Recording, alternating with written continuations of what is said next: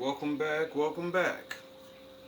Of course, as I wait to do the next video on that little witchcraft, she's just gonna keep running down certain things and blah blah blah. Y'all probably don't need to hear that. If anybody would like to continue that, say something. Cause, you know, or I'll drop it in the community section. Anyway, so I'm watching my new favorite TikTokity girl, and she brings up something that I kind of knew about, slave dungeons, and some things get said, and it makes me want to like chime in and say what I know. Intros are not my thing, so we're just gonna get straight into the video. It's what's a historical fact that you had to learn on your own and not in school. Y'all gonna get to see my videos that I have liked on TikTok. There was a post I seen a minute ago where I saw these girls on top of a slave dungeon. They said that they were doing this for the ancestors, and I kept seeing people say that this was disrespectful and it was a slave dungeon, and I didn't even know anything about slave dungeons. So then I started to do some research about slave dungeons, and this is what the video is going to get into. What's a historical fact that you had to learn on your own and not in school? So Everything. I visited some of the slave castles in Ghana, and I was sick to my stomach. About 100 to 150 people were forced into these slave dungeons. Once they reached the slave dungeons, the human waste that they had to sit in and stand in was about knee deep. And when I say human waste, I mean the poop, the pee, the throw up. Back that up so you can see that Reached the room. slave dungeons, the human waste that they had to sit in and stand in was about knee deep. And when I say human waste, I mean the poop, the pee, the throw up, the blood, the menstrual blood. All of that they had to stand in, and everything else that comes out of the human body. Not only that, they had to breathe in and inhale all of those toxins because there was no ventilation in those dungeons. Kind of expected because of how they would lay them down on the ships, stuff like that, and make them sit in their poop all the way to the new world. Mind you, they weren't just sitting in there for days or maybe weeks. They were sitting in there for up to 3 months straight. The conditions were so... Now, I want to chime in on this. I am not 100% accurate, but survival training and certain things, it kicks off a sounding of alarm in my mind. Plus, someone, I forgot who it was, they did a little mathematics on the slave ship thing. It's mathematically impossible to send that many people cramped together, huddled together, piled up on each other across that fucking ocean. It's impossible. You know why? Because even motorized technological boats we have now, you literally get fucking thrown around in the ocean. You don't get this shit. So you're telling me it takes like 6 months, 7 months to travel across. There's no motor. How long does it take you to die without food and water? Now add on, you're shitting and pissing on yourself. You're going to get disease within a month. Some will start getting sick in weeks. And disease will start killing your livestock.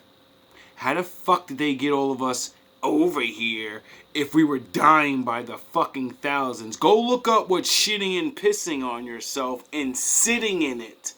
Go look up what that'll do to you. Your own shit. Now think about all the other germs and other people and all the things they were eating. Get it? So you have multiple organisms in that small ass room. 250 people, 150 people. Mathematically 150 people they can cram in there, but like she said, the shit was knee high. When you open the door, the shit would slide out, wouldn't it? That means they have to keep, you know what I mean? I'm not saying these things are impossible, people, but my enemy likes to play war tactics on the mind. The more they make you believe they did to you, the more afraid of them you are. See, this is why they hide the Gullah Wars. In the wars, we kicked their fucking ass when they first came over here and made them surrender. See, they don't tell you about that. How when it started, we fucked them up. With all their guns and cannons, we fucked them up. And they called treaties and poisoned everybody on sneak attacks. See, they don't win wars straight up, honorable, and actually beat you. They do tricks. See, you weren't allowed to use biological warfare. You know, like now how they say it? You don't think people would use sicknesses against each other back in the day? Yes. And it's a world rule that you don't do that. But it seems like every time they go to war, that's what they do. And when they didn't need their little disease bombs anymore, because they got real firepower, you know, they called on their demons and needed more power. Because, you know, we get immunity eventually. And your fucking diseases won't work against us. So, how true is this? That they had all of us, you know what I mean, packed in there like a fucking can of sardines with shit and piss and throw up for months, 3 months. 3 months of bitches having their period all at the same time and shit. 3 months of niggas shitting and pissing. And you're smelling and breathing it. You're getting sick and dying. What's the point of having 6 slaves? They can't fucking work. Do you understand why I'm saying this now? Who the fuck is gonna buy a sickly fucking diseased slave so he can come give it to you? Duh. Poison your fucking animals. Duh. See, you have to start thinking like businessmen. Businessmen don't buy fucked up products. You don't make revenue that way. That even as I stood there hundreds of years later, I can still smell the human waste. I mean, I was sick to my stomach. Y'all was people up in there coughing. Those tiny little lines up there, those are not carvings done by an object. Those were done by people's nails digging into the stone wall because they were trying to desperately escape the death dungeon. Men who fought back were put into those death dungeons. And let's say they put about 10 of those men. Now, like I said, I'm not saying they didn't do this. I'm saying it wasn't as extreme. This is how your enemy makes himself fucking so, I'm a god, I can destroy anyone in 3 seconds. Come to find out, he's the fucking Wizard of Oz behind the fucking screen. He's just some old guy. You get it? They do things, but they embellish how powerful they are. That's their greatest weapon, is the fucking lying thing. In that death dungeon, they wouldn't pull out the dead bodies until the last person died. That skull and that X represented death. It meant once you went in there, you were not coming back out alive. And also... Oh, so it's a skull with an X? Skull and bones? Really? So... is that really a dungeon, or is that the death chamber? Where they torture you and leave you in there to die. That's not somewhere where you put people you're going to sell. That's somewhere where you torture people so the ones you are going to sell get their ass in line and say, I don't want to go in there. There were churches built up over these slave dungeons. And as women and men were screaming, these so-called holy people were sitting above them worshiping God. Not only that, they specifically put these churches over the dungeons to represent heaven and H-E-double hockey sticks. This is one room, but you know what's crazy? They'll show us the Holocaust and the rooms and the rooms where they had to be. That's why I showed you the picture of the room, and because I watched a guy do mathematics, a white man, not a black man, a white man said those Jews did not get burned 6 million in that furnace. It's impossible. It's not big enough. If they were to burn 6 million people in there, they'd still be burning people to this day. I said, oh shit, nigga, that's smart. I never would have ever thought to use math to prove history, because when you lie, you don't think about things like that, because most people will never think of things like that. Like, wait up, you can't burn 6 million fucking people in one little area. Or maybe you could. I don't know. I'm not that guy. I'm not a math fucking mathematician. So, you know, people like to make up stories. You know, put to death. Let's go to another video. Did y'all know that Iraq had slaves, like African slaves? Roll the clip. Did you know that one of the world's longest and largest slave rebellions actually occurred in southern Iraq? I Clarify did. that the Haitian Revolution was the longest slave rebellion. It was for 13 years. In the 9th century, enslaved Africans trafficked to Iraq via the Indian Ocean slave trade rose up and fought for their freedom. Before I get more into the details, let me step back and give some context on who these enslaved Africans. Show when people go, you should become a Muslim, black man, they forget to tell you that before the white man came over here and was pounding your head in, they were pounding your head in. So, who do you want to follow religiously now? White Jesus or their Allah guy or whatever? I don't know what they believe in. Who you going to follow? Or are you going to come back to the Bible that says you're the fucking chosen? And that everyone's going to do this to you. So, what God do they serve if they're doing this to people? Were, how they got to Iraq, etc. They were the Bantu people from East Africa's interior, known as the Zanj, and thousands were packed into camps, given very little food, and having horrible treatment by overseers while their masters lived it up in the nearby city center. Despite many of these enslaved Africans converting to Islam, they were driven by, its message of equality among humans, about the fact that a lot of the early Muslims and Sahabas were actually enslaved people themselves. Their treatment was not improved and they were not freed. So in 1869, the enslaved workers came together under the leadership of Ali ibn Muhammad, who was an Arab, and they basically began to create an uprising to fight for their liberation. The rebellion lasted over a decade. The enslaved people ended up creating their own city. They were printing their own. So there's a guy named Ali, right? And he helped free the slaves. But I guarantee you, they'll tell you that Ali looks like them. They enslaved themselves, and then somebody revolt. But they'll show your black ass in history books all the time, enslaved everywhere. But as soon as you say, yo, y'all enslaved me. No, his name was Ali. That was us. Coins. They were going in and freeing enslaved people across Iraq. Hi, Myron. But ultimately, the rebellion was quashed Hi, Goku. by the Abbasid forces. However, it was not in vain, because basically... Remember, Myron? I know you're watching. Remember how you said, I'm allowed to talk about black people and say the word nigger because they treat my people the same way. Your people treated my people the same way the whites did. You see why we don't want you to say nigger and pretend you're one of us now? You see why we get mad when you make fun of our women on your show? Because you're one of them. And then the worst of it is, you're not even really one of them. You are an American one of them. So you left behind your God and your faith, and now you're an American Jesus guy or whatever. I don't know what you believe in. But, now do you see why you're not allowed to talk about black people, and you can't pull the race card of, white people treat my people the same. 9/11, they were doing things to us. Stop it. You end up working for the government, so how bad could they have really treated you?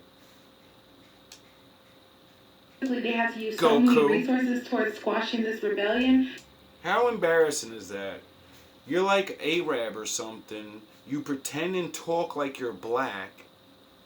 You diss all black people for your people and white people, and you pretend you're white at the same time, and now you're Goku, a Chinese guy. You have a fucking identity crisis, bro. that it greatly led to the decline of I the play with Presidency, the and it names. I'm also playing when I stopped, say that shit. kind of this Because I know where mass it really comes plantation from. slavery Our that we story. know so well in You're the just a Atlantic slave copycat. trade from really occurring in the Arab world because they were too afraid With all your money. of another rebellion like this happening. Yeah, scared. Fortunately, today, Black Iraqis are still marginalized economically, socially, and politically. There's estimated to be at least 2 million Iraqis of African descent living in the country today. This man above me, I didn't know that. Salah Diat, he actually founded a political organization, the Did not Free know Iraqi that. Movement, in 2007. He was very inspired by what he saw in America with the running of President. Y'all know what's crazy? Rock. I did a whole Set it video explaining the colorism that goes on over there, which is weird. So they want to hide the fact that there are African people over there, melanated people over there. Let me show you what's happening over there in the Middle East. You know why I don't need to see things to know we're over there? The Bible said I'm going to put you in every single fucking nation. So if you're a nation and have power, you have us there. It's the only way you could become the way you got. You can't build these super nations without super slave labor.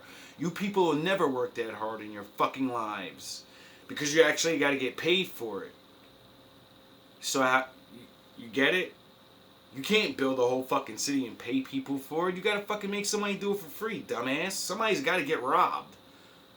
So claims it can make every Pakistani white. Well, when yous run It is not things... the first time whitening products have been promoted in the country, but it is the first time that the trend has drawn noticeable criticism on social media sites and... George Bush and his family are Oh, not really? only related to slave owners, but also to slave traders. His Oh, ancestor, really? Thomas Walker, had at least 11 enslaving voyages to Sierra Leone between 1784 and 1792. Bill Clinton also descends from slave owners, and it seems like the apple didn't fall too far from Oh, the tree. really? He and Hillary Clinton once took full advantage of the loophole in the 13th Amendment and had inmates from Arkansas prisoners work as unpaid servants in their governor's mansion. Although Joe Biden usually only talks about his Irish Catholic heritage from his mother's side, he also descends from old American slave-owning families. And one of them owned a 14-year-old boy in my home state of Maryland. And between these two, can you guess the last president that descends from American slave owners?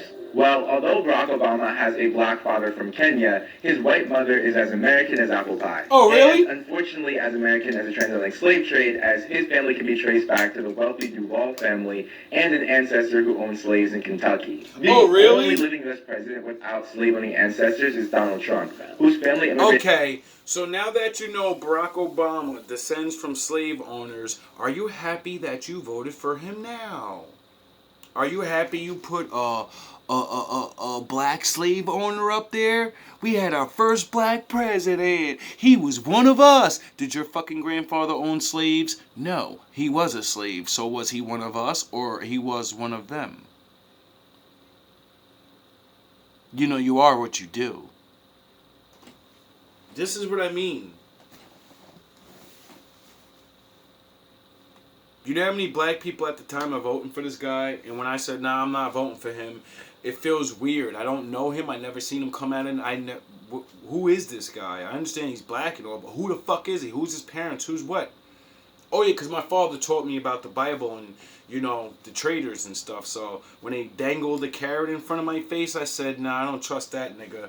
They don't let us do anything. Now you're going to let me be the president? Get the fuck out of here. to be that Yo, I did not know Trump. Who you fooling? I would think that Trump would be, you know, he would have that in his bloodline, but apparently he don't. States from Germany and Scotland after American slavery was abolished. Alright, one more video I'm gonna show y'all that's in my likes, and then we're gonna get on the back. Okay, let me get this straight. Black people adored Barack Obama, and he was like your Christ. But he's actually a slave owner and probably owned one of your family members. Trump, supposedly, because I don't know, she says doesn't come from slave owners. He's one that worked with these niggas. We know what time it is. But every black person hated him. He's a fucking racist.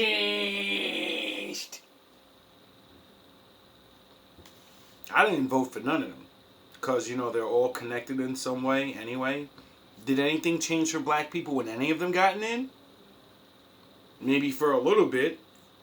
I mean, because I heard Trump was doing some deals and college loans and all these other things, but, you know, they didn't tell all of us, so majority of us don't know about it, so we didn't do nothing with it. Yeah. Let's get into it. On today's episode of Fuck Around and Find Out, spiritual Fuck around and find out. We have the Wheatland Plantation in Sevierville, Tennessee. The builder of this plantation was a Freemason and built it directly on top of a giant geode. If you don't know what a geode is, go ahead and Google it. Let's Google it. I want to make sure y'all know what she's talking about. I needed to know. This is what a geode looks like. It's basically a crystal, and it's like a formation of a rock. But yeah, what's the odds they'll build something over a formation of a crystal rock? What significance does that have to us? Because, you know, crystals and stuff are energy. They're like batteries. And they're like the ultimate frequency transmitter and stuff. So I wonder if we used to have like these crystals and stuff in certain places to like call God. You know, silicone crystals or what's in your phone. I wonder if we used our brains in a silicone so we could call God and say, Daddy, Daddy, they're picking on us. It's just a theory. let's continue the story because this is crazy. Only got 3 minutes, y'all. But it was in an attempt to attract energy and to keep it there. Remember that throughout this story. The story starts out with a Revolutionary War veteran named Timothy Chandler purchasing this property in 1719. He then passed it on to his son, John Chandler. The plan was to make this the biggest wheat plantation in the country, and they made sure that they did that. This plantation was pumping out wheat, honey, and whiskey at an exponential rate. This property is actually in a section of this town called the Great Indian Warpath. So John decided he was going to go to war with natives, Cherokees to be exact. He of course won the war because he had more up-to-date modern technology than them. He then decided to bury the bodies of the native in his backyard. And this is where the fuck around and find out comes in. This plantation has over 3,200 acres and was catered to by 15 slaves who took care of over 300 cattle, hogs, horses, all of that. This place was the war ground for the Revolutionary War and the Civil War. And they have over 28 Cherokee natives buried in the back of this place. Wow. As reported today, there was a whopping 70 murders of native and enslaved people and some of the occupants that own this house. So it's haunted. You can visit this plantation today, but I wouldn't unless you're offering. When you first go into this plantation, you're greeted by a bloodstain that is not cleanable. I made that word up. One of the occupants that used to own this home killed his father, and the blood will not come up. Wow. And the murder scene is played over and over in this home. Visitors report hearing shouts, gurgling as if somebody is choking on their own blood, Wow. and then blood on the ground. People report seeing 2 white men wander around the home who are believed to be Timothy and John Chandler. People report seeing slave children play around the property, little black children that are dressed out of today's time standards, or seeing slaves work on the property as if they do not know that they are not here in this land anymore. Wow. I'm really mad TikTok took my 10-minute feature. That's crazy. Wait a minute. You're telling me that they was using crystals back then to attract energy and hold energy there, hold the slaves there? Y'all, that is crazy. Just to prove that they knew about magic and knew how to do certain things that made us forget who we are, aka why they stopped letting us celebrate our own religions and tried to indoctrinate us into Christianity. This video is also going to show you exactly what they've been doing, the rituals they've been doing, trying to mess with us. I made a trip the other day to Badagry in Lagos to the slave ports because I love my history and I just wanted to understand more details what happened. And guys, I was not ready for this. These chains were literally hung on their necks 18 hours a day while they worked at the farms. Like, they had chains for their lips, they had chains for the ankles. I was legit shocked at how heavy they were. Did you know that black babies also had their slave chains? Who would do that to babies? There's so many details about the types of chains. I got too emotional. I couldn't record it. I really wasn't ready for this. From here, we went to the barracoons. Now, barracoons are where 40 slaves were. Now do you see why my father said he's gonna fuck everyone up? Do you understand how long yous are doing this? He just said the Arabs from back in the day. Do you realize this is like 2,000 years of yous fucking us up? 2,000 years of trampling. Think of the number. Oh yeah, you can't because there's no way. You can't think of the number. There's more of us gone than there are people here now, I believe. Or we're catching up. Were held 40. This is where they pooped, this is where they peed, and that was the only source of ventilation. Look at how tiny this room is. A lot of them died from the heat and the mountain. You do realize they're talking about women and children, right? Torturing and doing all these, like, do you understand that? The weakest, the I wasn't there thing. Stop. Nutrition. By the way, Stop. 40 slaves were equivalent to that umbrella. Benefit off. From there, they were taken to the ports and were transported on the ship to the other side. Like, you could literally see Benin Republic Every right day. there. So a lot of the slaves from Badagry were from Nigeria and from Benin Republic. They were taken to an unknown destination. They knew that as soon as they got here, that they were not going to get back home. Now, I kind of felt ashamed that I had to have someone to help me through this place because they had to do this on their own. And this journey that took me 20 minutes took them 3-4 days, and they died along the way. From exhaustion, fatigue, name it. Now, this is where it gets freaky. This is the attenuation well. Apparently, my ancestors were so aggressive and would rather die than get on that ship. I mean, yeah, me too. See, you strip so much from us. This is why I could sit here with no plates and eat tuna out of a can with a knife and not be mad about it. Because my ancestors would have had to eat this with their bare hands right after coming out of the field with dirt on it. I'm blessed. And I get a bagel with everything and all shit. Get the fuck out of here, nigga. I'm a king. And so they were forced to drink out of this well, which was a concussion, jazz, and they lose their memories and get less aggressive. This was a script they were forced to recite before getting on the ship. Watch out for part 2. I want y'all to know that they had to recite certain things before they got on the boat and drink a concoction from a well. This is all the hidden history, things that wasn't taught to us in school. History is going to be claimed and rewritten. And as you know, what they're doing right now in Florida, basically trying to change the history books and that. I already made a video talking about how they were throwing out some of the history books. Heck, not even some. Heckers of the history books. So, yeah, this was very eye-opening. Learned a lot with this, and I hope y'all learned a lot watching the videos and my likes. I'll do more videos like this. Thank y'all for watching, and y'all stay dangerous. Thank you for doing the work. Not too many can travel in the shadow realm, see all this stuff, and not want to go crazy. See, if this was used, any of you,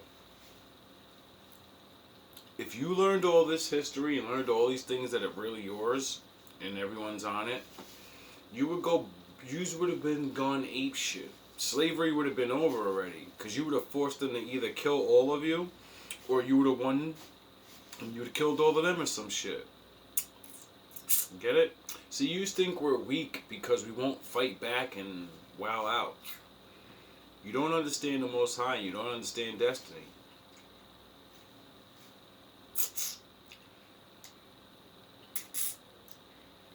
See,